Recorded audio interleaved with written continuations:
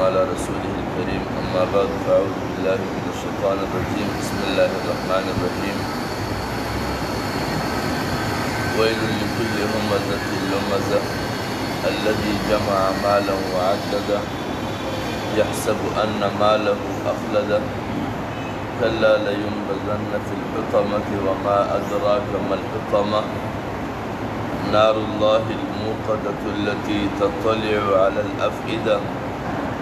إنها عليهم مؤصدة في عمد ممددة صدق الله العظيم۔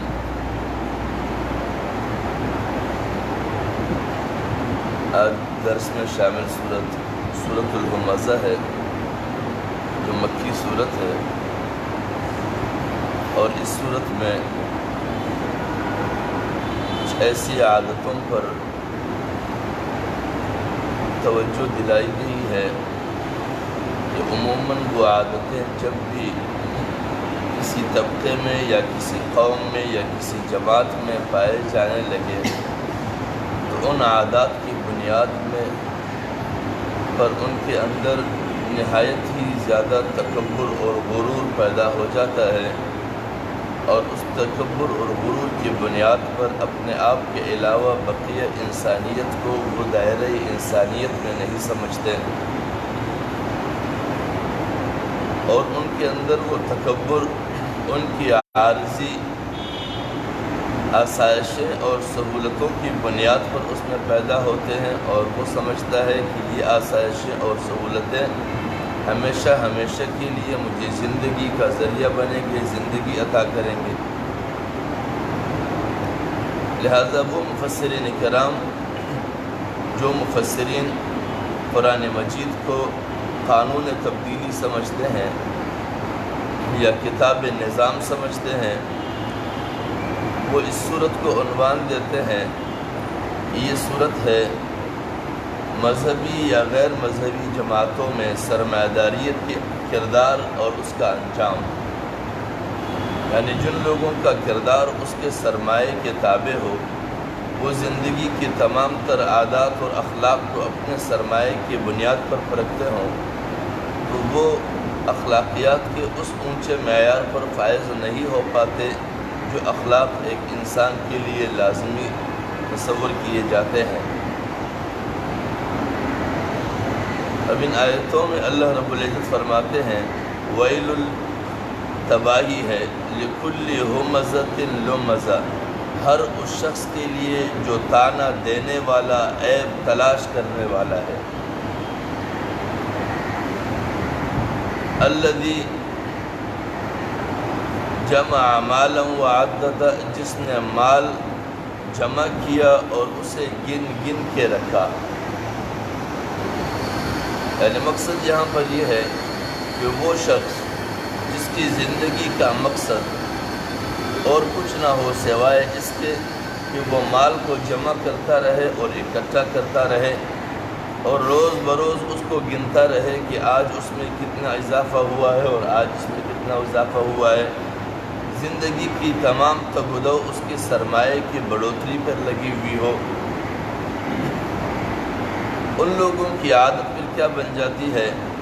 کیونکہ اس کا گمان یہ ہوتا ہے یحسب ان مالہ اخلدہ، وہ خیال کرتا ہے کہ اس کا مال اسے ہمیشہ زندہ رکھے گا، کیونکہ جب کسی بندے کا گمان یہ بن جائے، اس کا ذہن یہ ہو جائے کہ اس کا مال ہی اسے زندہ رکھ سکتا ہے، اگر اس کا مال اس کے پاس نہیں رہا تو وہ زندہ نہیں رہے گا، تو لازمی بات ہے کہ جس چیز کی وجہ سے وہ اپنی زندگی یعنی اپنی زندگی کو جس چیز کی وہ مرہون منت سمجھتا ہے، تو پھر اس کی زندگی کی ساری تگ و دو اسی چیز کی جمع کرنے میں اور اس کے گننے میں اور اسے اکٹھا کرنے پر ہی صرف ہوگی۔ اور جب وہ اپنی زندگی کو دوسرے انسانوں کی زندگی سے زیادہ پائیدار زندگی سمجھے گا اور زیادہ قوی اور مضبوط زندگی سمجھے گا، اور اس زندگی کے دار و مدار وہ دولت پر سمجھے گا، تو لازمی بات ہے کہ وہ اپنے سامنے دیگر ان انسانوں کو نہ زندہ انسان سمجھے گا، نہ ان کی زندگیوں کو کوئی دائمی زندگی سمجھے گا، کیونکہ وہ زندگی کے دار و مدار دولت کو سمجھتا ہے، اور پھر اس کا کا اگلا کردار اخلاقی معیار کیا ہو جاتا ہے؟ اخلاقی معیار اس کا یہ ہو جاتا ہے کہ جن لوگوں کے پاس مال اور دولت اور سرمایہ نہیں ہے تو ان کو وہ طعنے دیتا رہتا ہے، ان کی زندگی میں عیوب تلاش کرتے رہتے ہیں، کیونکہ ان کے بارے میں وہ کہتے ہیں کہ جن کے پاس مال اور دولت نہیں ہے وہ بھوک اور افلاس سے مرنے لگتے ہیں، وہ معاشرے میں کیا تبدیلی پیدا کریں گے، وہ لوگوں کو کیا اخلاق کی درس دے گا، کیونکہ جب ان کی زندگی ہی ایسی ہے کہ لٹکتی زندگی ہے، کبھی بھی اس کی زندگی کا چراغ گل ہو سکتا ہے، کیونکہ وہ زندگی کی شمع کو جلنے کا بنیاد دولت کو سمجھتا ہے۔ جب کسی کے پاس وہ دولت دیکھتا نہیں تو کہتا ہے کہ آج نہیں تو کل اس کی زندگی کی چراغ گل ہو جائے گی۔ وما ادراک ما الحطمہ کلا لینبذن فی الحطمہ، ایسا ہرگز نہیں ہوگا، بخدا اسے حطمہ میں پھینکا جائے گا۔ یعنی جو گمان وہ کر بیٹھا ہے کہ یا تو اس کا مال ہمیشہ اس کے پاس رہے گا یا پھر وہ ہمیشہ زندہ رہے گا، تو یہ ہرگز ایسا نہیں ہوگا۔ اللہ رب العزت فرماتے ہیں کہ اسے ضرور بضرور حطمہ میں پھینکا جائے گا، اور بعض مفسرین کہتا ہے کہ روندنے والے میں پھینکا جائے گا، کہ تاکہ اسے روند دیا جائے۔ جو چیز اس کی نگاہ میں زیادہ قابل قدر ہے، اس کا سرمایہ ہے یا پھر اس کی اپنی زندگی ہے، یہ دونوں چیزیں حطمہ میں پھینک دیا جائیں گی۔ وما ادراک ما الحطمہ، اور تمہیں کیا معلوم حطمہ کیا ہے؟ نار اللہ الموقدہ، وہ اللہ کی دہکتی ہوئی آگ ہے، یعنی اللہ رب العزت نے جہنم میں اس کے لیے ایک مخصوص آگ تیار کی ہے، جس آگ میں اس کو اور اس کے سرمایے دونوں کو ڈال دیا جائے گا، اور وہ آگ اس کے مال اور اس کے جان دونوں کو روند ڈالے گا۔ جس مال اور اس جان کے بنیاد پر اس کے جسم میں، اس کے دماغ میں غرور بسا ہوا تھا، اور وہ اپنے آپ کے علاوہ بقیہ لوگوں کو انسان ہی نہیں سمجھتے تھے۔ التی تطلع علی الافئدہ، جو دلوں تک پہنچے گی۔ اب دلوں تک کیسے پہنچے گی؟ دلوں تک پہنچنے کے لیے مفسرین کرام فرماتے ہیں کہ یہ آگ ایسی آگ ہے جو اس کے کردار اور اس کے اعمال بدعملیوں کے نتیجے میں تیار ہوگا۔ تو جب اس کے کردار کے نتیجے میں تیار ہوگا اور اس کی بد اخلاقیوں کے نتیجے میں تیار ہوگا، تو اس آگ کی صورت یہ ہوگی کہ اس کے دل کے اندر سے وہ آگ اٹھے گی۔ یعنی جس طرح گرمیوں کے موسم میں شدت گرمی کی باعث ریتیلی علاقوں میں جب آدمی جہاں ریت کے ڈھیر سے گزرتے ہیں تو وہاں ریت سے جو تپش انسان کو لگتی ہے تو وہ تپش انسان اپنے اندر کے اندر محسوس کرتا ہے۔ اسی طرح یہ جو جن چیزوں کو وہ اپنے لیے بہت بڑی اونچی معیار سمجھتے تھے، اس اونچی معیار کے بنیاد پر جو بد اخلاقی اور جو بد کرداری اس کے اندر نمودار ہوئی تھی، اس بد اخلاقی اور اس بد کرداری کی بنیاد پر وہ اپنے اندر آگ کو محسوس کرے گا۔ اللہ رب العزت اسی آگ میں اس کو جلائے گا۔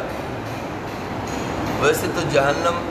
کی اپنی صورت اپنی جگہ ہے کہ اس کے اندر آگ ہوگی اور وہ پتھر سے جلائی جائے گی اور اس کے شعلے ہوں گے، وہ سب کچھ ہے، لیکن اس قسم کے لوگ جو اس طرح کی اخلاق رکھتے ہو، اس کے باہر سے تو آگ اپنی جگہ جہنم کی ہوگی، لیکن اس کے دل کے اندر سے بھی اس کی بد اخلاقیوں اور بد اعمالیوں اور غرور اور تکبر کی بنیاد پر آگ دل کے اندر بھی اٹھائی جائے گی۔ انہا علیہم مؤصدہ، وہ ان اہل جہنم پر بند کر دی جائے گی، یعنی وہ آگ اس پر بند کر دی جائے گی۔ فی عمد ممددہ، اس حال میں کہ وہ بڑی بڑی ستونوں میں جکڑے ہوئے ہوں گے، یعنی آگ اس پر ایسی جلائی جائے گی کہ وہ کھلے نہیں ہوں گے، اسی ستون کے اندر وہ بند ہوں گے اور اس کے اندر سے اس کو آگ جل رہے ہوں گے۔ ایک تو اس کی اطراف سے اس پر آگ جل رہی ہوگی اور دوسرا اس کے سینے کے اندر سے دل میں آگ جل رہی ہوگی۔ یہ تو ان الفاظ کے ترجمے ہو گئے۔ اب ان کے مقاصد اور تعلیم کیا ہے؟ تعلیم اور مقصد یہ ہے کہ وہ طبقات اور وہ جماعتیں مذہبی یا غیر مذہبی جماعتیں جس میں ایسے لوگ سرایت کر جائے یا ایسے لوگ مقام پائیں جو لوگ اپنی زندگی کے تمام تر تگدو اور زندگی کا مقصد سرمایہ اکٹھا کرنا سمجھے، وہ جماعتوں کے اندر نقصان کیا ہوتا ہے؟ اس جماعت کے اندر سب سے پہلے نقصان یہ ہے کہ وہ جماعت جس مقصد کے لیے تشکیل دی گئی ہے سب سے پہلے وہ اپنے ان مقاصد کو کھو بیٹھے گی۔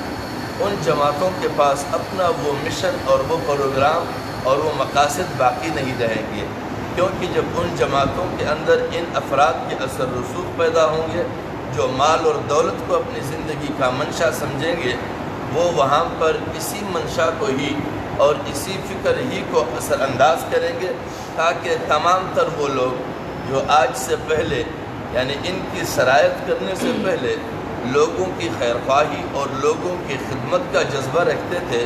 اب وہ جذبات سرد پڑ جائے، وہ جذبات مان پڑ جائے، وہاں پر ایک نیا جذبہ ابھر آئے، اور وہ جذبہ یہی ہو کہ ایک سرمایہ دار کے سرمایے کو تقویت کیسی دی جائے، اس سرمایہ دار کے سرمایے میں اضافہ کیسے کی جائے، اور اس سرمایہ دار کے سرمایے کے بڑھنے کے نتیجے میں دوسرے لوگ جب ان کے عزت اور وقار کو دیکھتے ہیں جو ان کے مال اور دولت کے نتیجے میں اسے عطا کی جا رہی ہے، تو عام وہ لوگ جو پہلے ان کا جذبہ خدمت انسانی تھا ان کے بھی وہ جذبے سرد پڑ جائے اور وہ بھی مال بٹورنے کے دوڑ میں لگ جائے۔ تو اس کا مقصد یہ ہوگا کہ ہر طرف مال بٹورنے کی ہی جذبے پیدا ہوں گے۔ جب ہر طرف مال بٹورنے کے جذبے پیدا ہوں گے تو اس جماعت کے اندر چوری، ڈکیتی اور راہزنی ایک عام مشغلہ بن جائے گا، اور چوری ڈکیتی یہ اس طرح نہ ہو کہ وہ اپنے لیے اسلحہ اٹھا کر روڈ پہ کھڑے ہو کر لوگوں کے جیب سے نکالے، نہیں، بلکہ اگر اس کو کہیں پر بھی اختیار مل جاتا ہے ملک کی دولت پر، جسے بیت المال بھی کہا جاتا ہے، وہاں تک ان کی رسائی حاصل ہو جائے کسی طرح بھی، تو ان کی وہاں بیت المال سے جتنا بھی سرمایہ ان کے ہاتھ آئے وہ سب کے سب سرمایہ وہ اپنے تجوریوں تک پہنچائے، وہ اپنے سہولیات بنائے اور اپنے لیے نئے نئے ضرورتیں بنائے، جبکہ وہ انسانی ضرورتیں بنیادی طور پر نہ ہو۔ انسانی ضرورت یہ بھی ہے کہ ان کے پاس کوئی گاڑی ہو، لیکن وہ گاڑی ایسے ہو کہ اس کو ایک مقام سے دوسرے مقام تک بآسانی سہولت کے ساتھ لے جایا جا سکے، لیکن ایسی ضرورتیں ان کے پاس آ جاتی ہے کہ محض گاڑی ہونا نہیں، اس گاڑی کے لیے قیمت بھی ایک معیار بن جاتی ہے کہ ان کے پاس 2-2.5 کروڑ اور 10 کروڑ سے کم کی کوئی گاڑی نہ ہو۔ رہائش کے لیے جگہ لازمی ہے کہ آدمی اس میں رہے، صبح و شام رہے اور خارجی نقصانات سے وہ محفوظ رہے، دشمن کی دراندازی سے محفوظ رہے، ایسا گھر ہو۔ اور شریعت میں جس گھر کی تعریف کی گئی ہے وہ یہ کی گئی ہے کہ وہ ایسا گھر ہو کہ دھوپ کے تپش سے محفوظ ہو اور گرم اور سرد جھونکوں سے محفوظ ہو، ہواؤں کے اور دشمنوں کے نقصان سے محفوظ ہو، اور جو کچھ اس کے پاس ہے وہ اس گھر میں محفوظ ہو۔ گھر کا اطلاق اس پر کیا گیا ہے، لیکن جب جماعتوں میں اور طبقوں میں سرمایہ دارانہ ذہنیت اثر انداز ہو جاتی ہے، وہاں پر وہ لوگ اس ضرورت کو کہ گھر ہونا چاہیے ہے، اس کے لیے وہ معیار بھی مقرر کرتے ہیں، اور معیار بھی ایسا مقرر کرتے ہیں کہ وہ اتنے پرلنگ پہ ہونی چاہیے ہے، وہ اتنے منزلوں پہ ہونی چاہیے اور اتنے کروڑ میں ہونی چاہیے ہے۔ جب ان کے گھروں کے لیے بھی کروڑوں کا معیار مقرر ہو، گاڑیوں کے لیے بھی کروڑوں کی معیار مقرر ہو، اور علاج کے لیے بھی ایسے جگہ مقرر ہو کہ وہاں پر اس کے معاشرے اور اس کے آس پاس رہنے والوں کے لیے ان ہسپتالوں میں گھسنے کی بھی کوئی گنجائش نہ ہو، یہ ان کے لیے معیار بن جائے، تو پھر وہ لوگ وہاں پر انسانی خدمت کو بھول جاتے ہیں۔ وہ ہر طرف سے جہاں پر بھی ان کے ہاتھ کہیں بھی سرمایہ تک پہنچے، اس سرمایہ کو وہ اپنا ملک تصور کرتے ہیں۔ اسی لیے حضور نبی اکرم صلی اللہ علیہ وسلم فرماتے ہیں کہ یہ آخرت کی علامتوں میں سے ایک علامت ہے کہ عزت و خزل فیء عدولا والامانت مغنما والزکاۃ مغرما، کہ جب حالت ایسی ہو جائے کہ لوگ بیت المال کو مال غنی، بیت المال کے مال کو مال غنیمت سمجھے اور زکوٰۃ کو ٹیکس سمجھے، اور اسی طرح کئی سارے جو دوسری طرف سے عام انسانوں کے لیے آتے ہیں، ان سے اپنی ضرورتوں کی تکمیل کرنے لگے، تو یہ قیامت کی علامات میں سے بھی ہے۔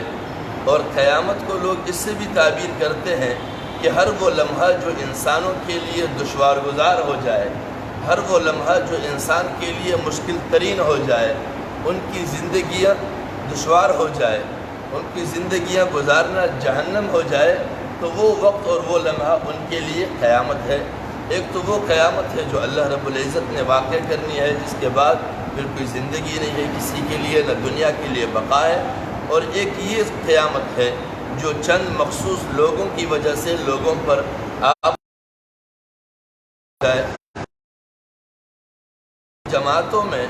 سرمایہ داریت کو اور سرمایہ داروں کو اہمیت دی جائے، تو پھر وہاں پر اس جماعت کے ساری افرادی قوت اسی چیز پر ہی لگا دی جاتی ہے کہ مال ہی کو اکٹھا کیا جائے، مال ہی سب سے بڑی چیز ہے، اور مال ہی کو اہمیت دی جائے۔ اور مال کے علاوہ جو ان کے ورکر ہے یا اگر وہ حکمران ہے، اس کی رعیت ہے، تو وہ بھوکے مرے، پیاسے مرے، لا علاج مرے، دوائیوں کے لیے پریشان مرے، ان کی اولادیں دوائیوں کی ضرورت مند ہو اور وہ دوائیاں نہ ملنے کے باعث وہ مر جائیں، ان کے لیے کوئی پریشانی ان کے دل پر نہیں گزرتی ہے، کیونکہ وہ اپنے آپ کے علاوہ اور اپنے اہل و عیال کے علاوہ اور اپنے اس ہم مجلس اور ہم مشرب کے علاوہ جو سب کے سب اسی معیار کے سرمایہ دار ہوتے ہیں، اس کے علاوہ باقی رعیت اور باقی انسان اسے انسان نہیں دکھائی دیتے۔ وہ جتنی بھی تکلیف پر گزرتے ہیں وہ انہیں کچرا سمجھتے ہیں، انہیں کوڑے کرکٹ سمجھتے ہیں، انہیں گندگی سمجھتے ہیں، انہیں معاشرے پر بوجھ سمجھتے ہیں۔ لہٰذا ان میں سے اگر کوئی ایک آدھ کم بھی ہو جاتا ہے تو وہ خوش ہوتے ہیں کہ ہماری معاشرے کے بوجھ میں سے کوئی ایک آدھ کم ہو گیا ہے۔ جب ایک شخص کی دماغی حالت یہاں تک پہنچ جاتی ہے تو وہ لازماً یہی گمان کر بیٹھتا ہے، اور وہ اسی لیے یہ سب کچھ کرتا ہے کیونکہ وہ زندگی کے دار و مدار دولت پر سمجھتا ہے۔ لہٰذا جس جماعت میں اور جس طبقے میں، چاہے پھر وہ طبقہ مذہبی ہو یا غیر مذہبی ہو، چاہے وہ جماعت مذہبی ہو یا غیر مذہبی ہو، جہاں پر سرمایہ داروں کو اہمیت اس حد تک دی جاتی ہو اور پھر وہ سرمایہ دار اپنی زندگی کے سارے تگ و دو اسی مقصد کے لیے صرف کرتے ہوں کہ مال اور دولت جمع ہو، پھر وہ حلال کی ہو یا حرام کی ہو، جائز ہو ناجائز ہو، اپنی ہو کسی اور کی ہو، بیت المال کی ہو کسی کے غصب کردہ ہو، اس میں کوئی فرق نہیں پڑتا اسے۔ جب حالت یہاں تک پہنچ جائے تو پھر اس کے بعد وہ لوگ جو رعیت ہے وہ اس بات کو دیکھ لے، اگر یہ واقعتاً یہی حالتیں ہو گئی ہے جن حالتوں کو یہاں پر قرآن نے بیان کیا ہے، تو پھر وہ ایسے جماعتوں سے اور اس طرح کی طبقات سے اپنے آپ کو بچا کے رکھے، کیونکہ ان لوگوں کا انجام کیا ہونا ہے؟ ان لوگوں کا انجام یہ ہے کہ وہ اور اس کا مال دونوں حطمہ میں پھینک دیے جائیں گے، ضرور بھی ضرور۔ جب ان کا انجام یہی ہونا ہے کہ انہوں نے حطمہ میں جانا ہے، اور حطمہ اتنی دردناک سزا والی جگہ ہے کہ جس کے بارے میں اللہ رب العزت پیشگی فرماتے ہیں کہ تمہیں کیا معلوم کہ حطمہ کیا ہے، حطمہ کی کیا دردناک حالت ہے، وہ تو تمہیں اس وقت اس کا ادراک نہیں ہے۔ اس وقت تمہیں مال بٹورنے اور انسانیت کے ساتھ زیادتی کرنے کی فکر ہے، باقی چیزوں کو تم نہیں جانتے ہو۔ جب پہنچو گے نار اللہ الموقدہ، وہ اللہ کی دیکھتی ہوئی آگ ہے، جب وہ تمہیں چھوئے گی تو التی تطلع علی الافئدہ، جو دلوں تک پہنچ جائے گی، تب تمہیں ادراک ہوگا کہ تم لوگوں نے انسانیت کے ساتھ کتنی زیادتی کی ہے، اور ان کی کتنے مال و دولت اور ان کے حقوق کو تم نے غصب کیا ہے، ان کے ساتھ کس قدر ناانصافیاں کی ہے۔ ان تمام تر ناانصافیوں کا انصاف ایسا ہوگا کہ جس طرح دنیا میں انہوں نے لوگوں پر تنگی اور فقر و فاقے کا جس طرح گہرا لگایا تھا، اللہ رب العزت جہنم کی آگ کو بھی اس کے اوپر ایسا ہی بند کر دیں گے جس طرح انہوں نے بھوک اور افلاس اور تنگدستی لوگوں پر مسلط کی تھی، اور پریشانی اور مصیبتیں اور غضب ان پر مسلط کر کے ہر طرف جہاں پر وہ دیکھتے تھے ان کی کہیں پر بھی ان کی آسائش اور سہولت تک ان کا کوئی راہ فرار نہیں تھا۔ تو یہاں پر بھی اس آگ سے جو اللہ رب العزت نے ان کے لیے بھڑکائی ہوئی ہے اور ان کے دلوں تک پہنچے گی، اور ان کے اطراف پر انہیں ستون طویلہ میں ان کو بند کر دیا ہے، یہ ٹھیک اسی طرح کی عذاب ہے جس طرح دنیا میں انہوں نے غریب اور مفلوق الحال کے انسانوں کو لپیٹ میں رکھا تھا، اسی طرح اللہ رب العزت انہیں آگ کے لپیٹ میں رکھے گا۔ لہٰذا ان کے تمام تر متبعین کو اور ان کے تمام تر ورکروں کو ان کی دنیوی اس طرح کی کردار پر نظر رکھنی چاہیے ہے۔ اگر یہ قیادت ہے اور ان جماعتوں کے سربراہ اور ان طبقات کے سربراہ اگر اس کردار کے حامل ہے تو ان کا انجام بھی یہ ہونا ہے جو اللہ رب العزت نے اسی سورۃ الہمزہ کی آیت نمبر 4، آیت نمبر 5، آیت نمبر 6 اور 7 اور 8 اور 9 میں بیان کیا ہے۔ تو جس طبقے کا انجام بالآخر اپنی بدکرداری کی وجہ سے یہ ہونا ہے تو ان کے ورکر اور ان کے متبعین کو اللہ کے حضور ان کی مصیبتوں کے ساتھ ان کی مصیبت کے زد میں آنے سے پناہ مانگنی چاہیے ہے اور اس سے دور رہنا چاہیے ہے، تاکہ روز قیامت ان کی دنیا میں کی ہوئی کرتوتوں اور ظلم اور جبر کے باعث ہم ان کے ساتھ رہ کر ان کی معیت میں رہتے ہوئے قیامت میں خواہ میں ان کی ان جرائم کی بنیاد پر ان کی سزاؤں کا مستحق ہم بھی نہ بنیں۔ اللہ رب العزت ہمیں اپنے حفظ و امان میں رکھے تاکہ ہم ان کی کرتوتوں اور ان کی جرائم اور ان کے جبر اور ظلم سے بھی دور رہ سکیں اور آخر میں ان کی ہوئی جرائم کے پاداش میں پانے والی سزاؤں سے بھی اللہ رب العزت ہمیں دور اور محفوظ رکھ سکے۔ اور اس کے لیے ایک ہی راستہ ہے، ہم تبھی ان کے جرائم کی سزا سے بچ سکتے ہیں تاکہ ہم دنیا میں ان کی ان ناجائز کرتوتوں کو دیکھتے ہوئے ان سے باز رہیں اور ان سے دور رہے اور ان کی معیت میں نہ رہے اور ان کی معاونت میں نہ رہے۔ لیکن اگر ہم ان کی سارے جرائم اور کرتوتوں کو دیکھتے ہوئے، ان کے ظلم اور ستم کو دیکھتے ہوئے، ان کے غصب مال کو دیکھتے ہوئے،